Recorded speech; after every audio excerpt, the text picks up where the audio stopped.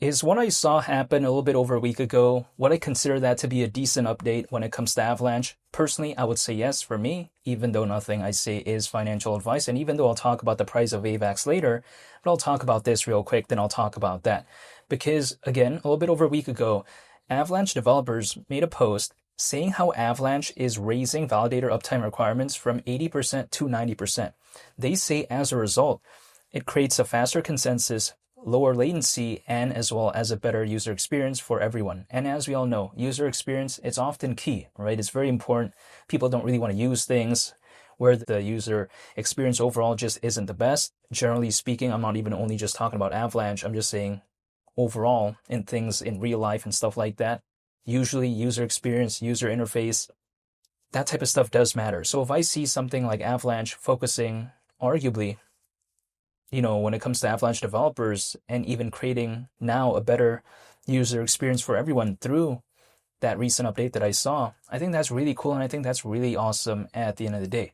However, of course, it doesn't change much when it comes to the price of AVAX because even as of right now, we fast forward over a week from that post, AVAX is still around 21 and a half times lower than $200. In which case, a lot of people like to say, wow, that's really bad. And personally for me, it would be bad for one instance, in my opinion. And that is if I wanted to exit, then it would be really bad as of right now. But if my intent is to lower my average cost to dollar cost average, to be able to hypothetically accumulate more at a lower point, suddenly I think it's bad? No, I would actually like it better if that is the case, because if I could dollar cost average more at a lower point, even though I'm not telling anyone to do anything, I'd be happier. And also, the thing is, as of right now, I feel like if I wanted to exit, it would be such bad timing personally for me because it's like basically exiting at very low levels, right?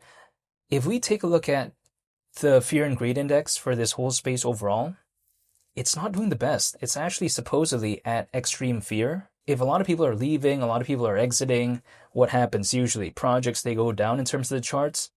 And that right there is a telltale sign for me to still dollar cost average because, again, I would preferably like it if I could dollar cost average at a lower point anyways. So why am I complaining? I'm not going to be complaining at all. This is my mindset. And also, if I take a look at it, as of right now, sure, altcoins, I've seen some slightly recover, but it's just like a couple percent in some cases. And really, in the grand scheme of things, we're still down by a whole lot. So my routine, it's going to stay the same. Dollar cost averaging once a month. That's it. I'm not doing any more. I'm not going to be doing any less. When it comes to Avalanche anyways, people like to tell me that $200 seems like such a ridiculous thing to even think about. However, my mindset is this. At $200, considering current circulating supply, the market cap at that point would be around 86 billion, in which case we've seen like BNB exceed that by around 20 billion at one point, and that was back in 2021. I'm just going to use that example. Of course, BNB during this cycle reached a new all-time high, but I'm saying just if we take a look at 2021, we did see BNB at one point reach slightly over 100 billion market cap. So is around 86 billion for something like AVAX, if let's say we do see a hypothetical altcoin season this time around, too much to ask for? I mean, we'll wait and see, but is that something so ridiculous? Again, we've seen like Dogecoin pretty much reach around that market cap back in 2021 at one point. So I don't know if that sounds so ridiculous to me.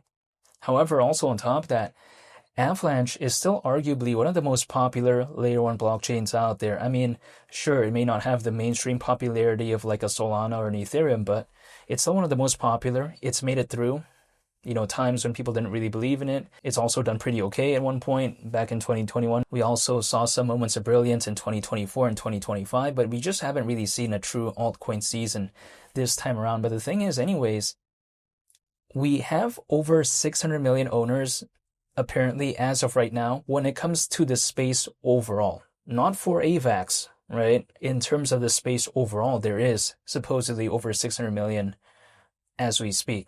Which actually, if we take a look at the peak of the 2021 cycle, there was around like 300 million. So we basically have way more owners, but the thing is we just haven't seen an altcoin season. So what happens if we do see one now with this many owners, right? It would be a completely different situation. And arguably, if it looked better than back in 2021, it wouldn't surprise me just because of the sheer amount of numbers, right? Just due to the sheer amount of volume. But we just haven't seen that. Imagine if there was like over 600 million owners back in the peak of the 2021 cycle. Would the all-time high when it comes to Bitcoin be around 68 grand? Would the altcoin season look like that? Maybe arguably if it was more, it wouldn't surprise me just because, if there was way more owners, right? But we didn't see that back then. We saw around 300 million owners. Now we have over 600 million, so we'll wait and see.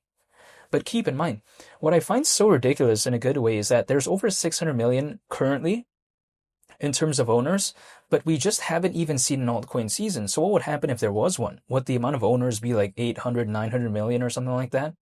I mean, it wouldn't necessarily surprise me just because even with the conditions looking like the way they are as of right now, we still have over 600 million owners. So yeah, when it comes to this, I just don't want to leave.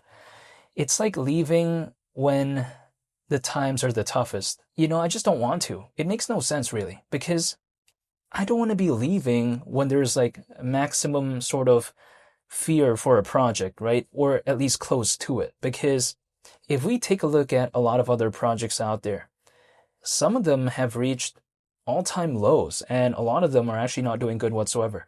So what's kind of crazy is that even if I take a look at something like Polkadot is a project that I believe in, right? It's focused on interoperability, basically focused on connecting blockchains together. Polkadot, it's a layer 0. However, besides that point, DOT, its native token, recently reached a new all-time low. So we're talking about lower basically than where it was back in 2020. And we're seeing that in 2026. Now, AVAX, it's a little bit of a different vibe in a sense where it's had a very big pullback, but I think something like DOT kind of showcases, right? Or should I say Polkadot? It really showcases just how much things have had a pullback. So I'm not going to leave at a moment like that. It just makes no sense to me to do that, because I feel like sometimes in real life, if I buy like, let's say a t-shirt, if it's not a collector's item or something like that, sometimes the depreciation is locked in. Like for instance, this t-shirt, the depreciation is locked in. I can't randomly get what I got for it back, let alone more than what I got for it back. No way. I didn't become a rock star. I can't autograph it and just suddenly make it worth more. No. And it's not a collector's item. The depreciation is locked in. But sometimes I like to ask myself, within this space, is the depreciation sometimes forever? Hypothetically, we've seen in historical cases, the answer might be no, for some projects at least, because if we take a look at Bitcoin, is it going to stay at below 70 grand forever, for instance?